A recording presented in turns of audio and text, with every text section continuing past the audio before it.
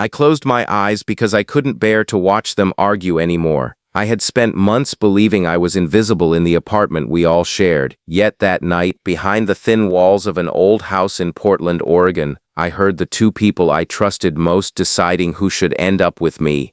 Their words weren't playful or romantic. They were full of guilt, sacrifice, and truths they had been hiding for longer than I ever imagined. In that moment, I realized the biggest lie in our home wasn't about love, it was about how little I thought I was worth. Before we continue, if you believe that kindness, hope, forgiveness, compassion, and second chances can change lives, please take a moment to like this video, share it with someone who needs encouragement, leave a thoughtful comment, and subscribe to the channel.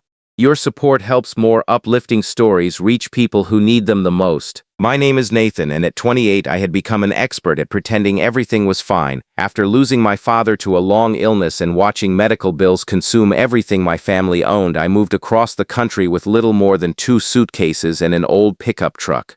I rented a room in a modest house owned by Caleb, a middle school teacher whose patience seemed endless. The third roommate was Hannah, a graduate student studying physical therapy. She filled the kitchen with laughter, fresh bread on weekends, and small notes reminding everyone to have a good day. They were friends long before I arrived, and although they welcomed me warmly, I always felt like the temporary piece of someone else's puzzle. Money was always tight. I worked long shifts repairing heating systems across the city, often returning home after dark with sore hands and aching shoulders. I smiled when we shared dinner, but I kept my worries hidden. The truck needed repairs I couldn't afford. My savings had almost disappeared. Every phone call from my mother reminded me that she still struggled back home, and I hated not being able to help more. One rainy evening, I returned early after a job had been canceled.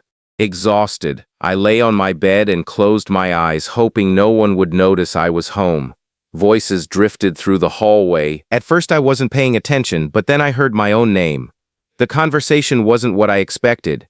Caleb quietly admitted he had developed feelings for me months earlier, not because I needed saving, but because he admired how I never complained despite carrying so much pain. Hannah answered with a trembling voice, confessing that she cared about me too. But instead of competing, they were trying to convince each other to step aside. Each believed the other could give me a happier future. Neither wanted friendship to be destroyed by selfishness, and neither realized I could hear every word. The conversation wasn't about choosing me like a prize, it was about protecting one another. They spoke of my loneliness, the sadness they noticed behind my smiles, and the fear that I never believed anyone could genuinely care for me again. Hearing my life described by two people who had quietly watched over me broke something inside me. For years I had believed I was carrying every burden alone. The next morning the house felt painfully quiet. No one knew I had overheard them. I wanted to pretend nothing had happened, but every shared breakfast and every ordinary conversation felt different. Eventually I gathered enough courage to admit the truth. I told them I had heard everything and apologized for listening, even though it had been accidental.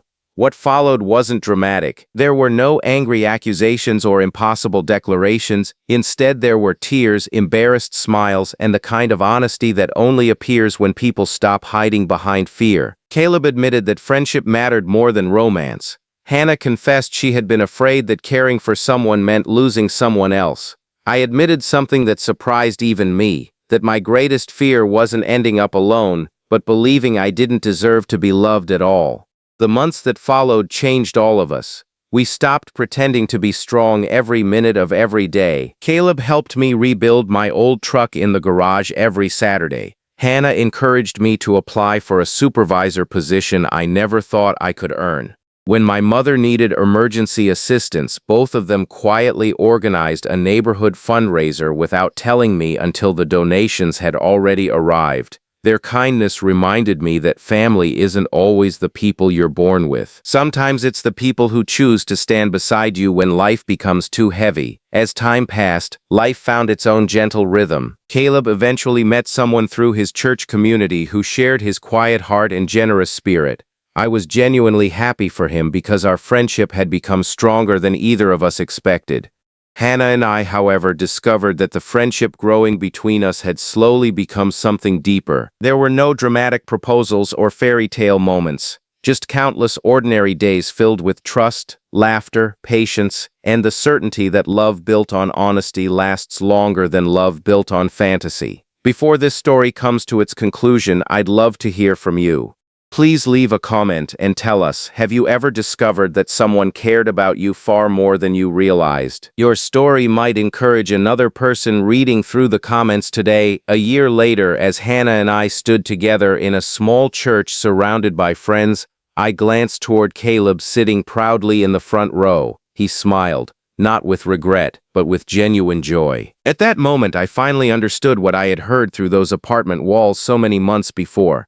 They had never been deciding who would end up with me. They had been deciding how to protect someone they believed deserved happiness, even if it cost them their own. If this story touched your heart, please take a moment to like the video, subscribe for more uplifting stories, and share it with someone who needs a reminder that real love is never about possession. It's about kindness, sacrifice, and believing another person is worthy of hope even before they believe it themselves. Sometimes the greatest gift we receive isn't hearing someone say they love us. It's discovering that even when our eyes are closed, someone has quietly been choosing our happiness all along.